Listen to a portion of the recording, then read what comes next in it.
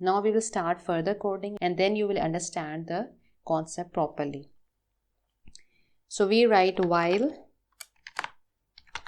infile dot read. Read function is basically used to read the file.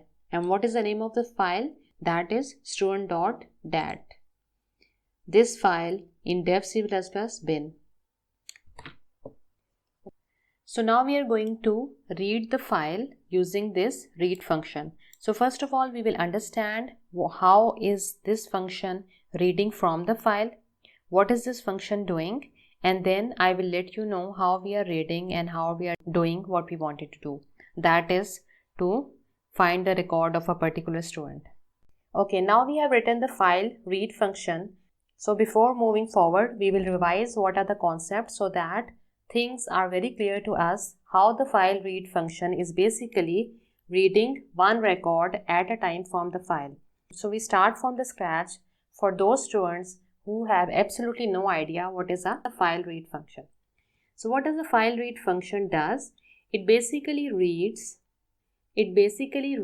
one record from the file at a time.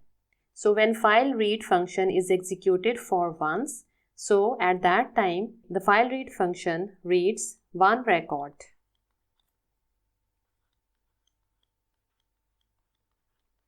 From the file. When the file read function executes for the second time, so at that time it reads the second record from the file. So in the similar way, when the file read function executes for the nth time, so it reads the nth record of the file. So means when it executes for one time, it reads one record.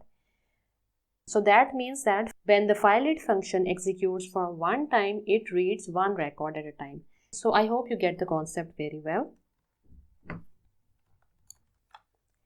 So now we will look at the general form of the file read function.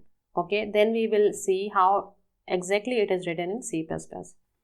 So first of all, we have the file object. Now this file object could be fstream object, just like we studied before, and we know that fstream is used for both file reading and file writing.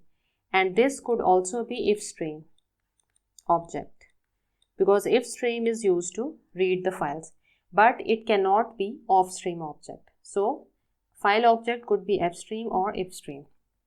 And here is the name of the read function, and here is the first argument, and this is the second argument.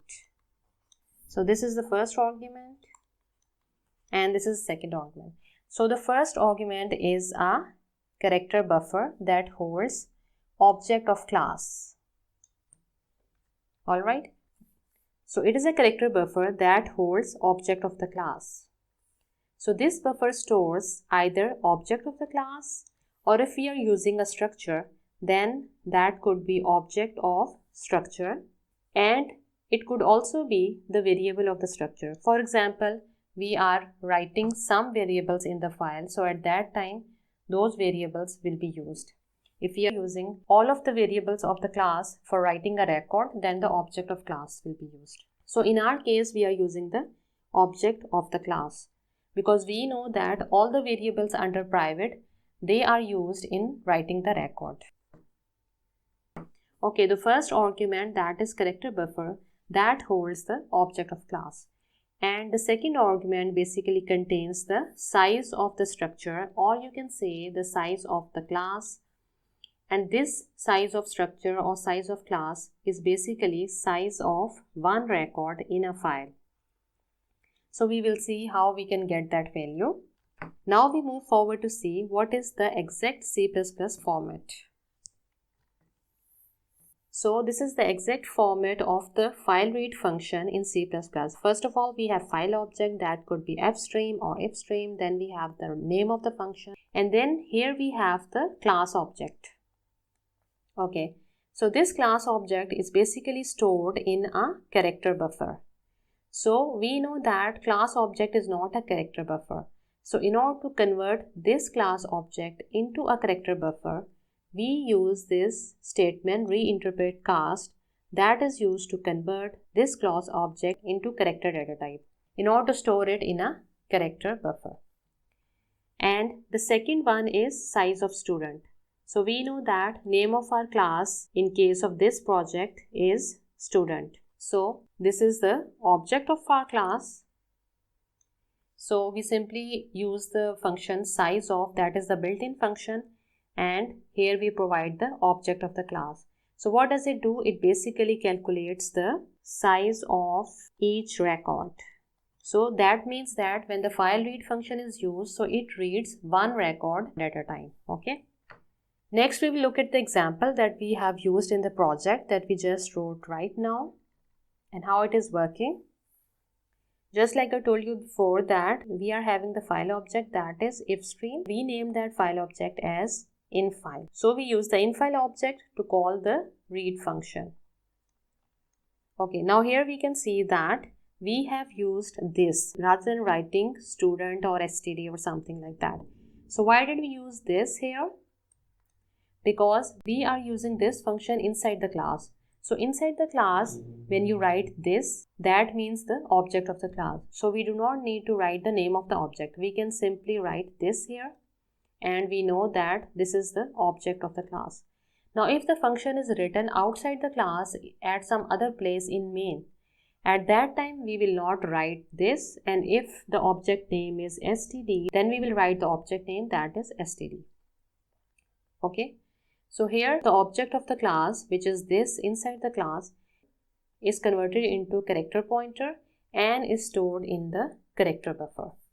And here we are getting the size of the student, that is the size of the student class, or you can say that we are taking the size of one record at a time.